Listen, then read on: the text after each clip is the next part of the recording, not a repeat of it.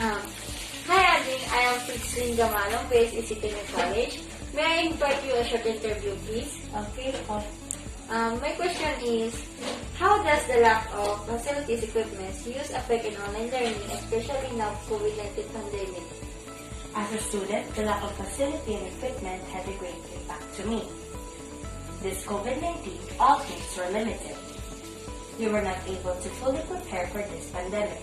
That is why there was a lack of facility and equipment, especially with their learnings. We tried to continue education even with a distance, but not everyone had the right equipment to continue. And that resulted for many to stop and wait for the lockdown to finish. Everyone never expected this to happen, especially this pandemic. That is why it greatly impacted to us all. Good evening, Ading. I am Pritslin Gamanong, based in City College, and you are Nicole Tembo. May I invite you a short interview, please? Yes.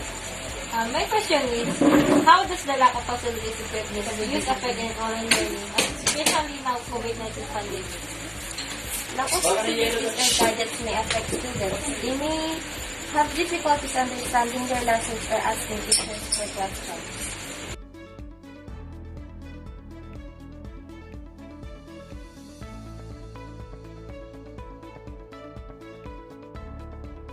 Good evening, sir. May I ask a question about how does the lack of facilities equipment used affect in online learning, especially now COVID-19 pandemic?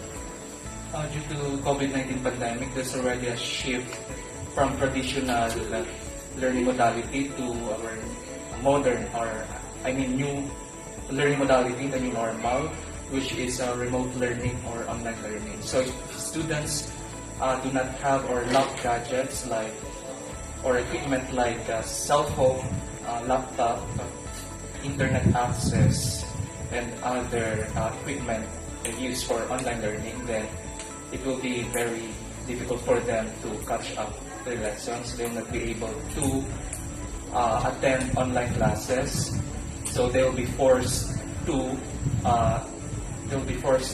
just utilize the modular method of learning, which is very hard because the students are not yet prepared in that kind of learning modality.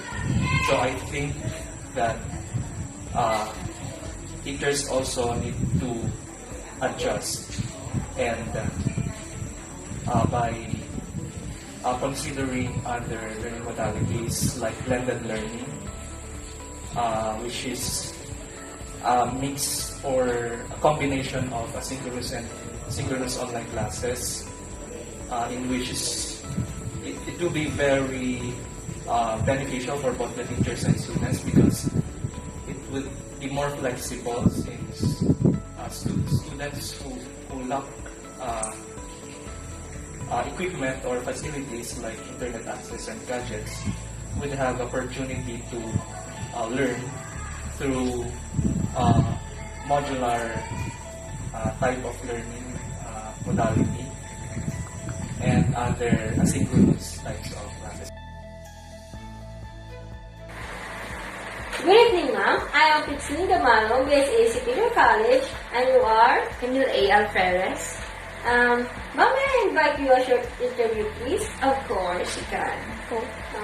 Ma'am, my question is, how does the lack of facilities equipment used affect in online learning, especially now COVID-19 pandemic?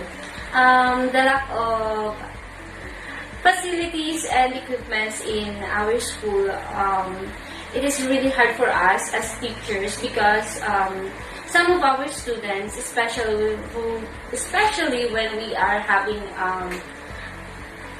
internet connectivity is fluctuating, the students cannot hear us clearly. Sometimes they are telling us that we are talking like a robot because sometimes sabi nga nila nagpuputol-putol ang aming pagsasalita. And sometimes we cannot provide the modules or study guides that they are needed, and also we cannot cater the knowledge that they need. So it's really hard for us teachers because we cannot give the appropriate knowledge that our students needs. So that's all. Thank you, ma'am.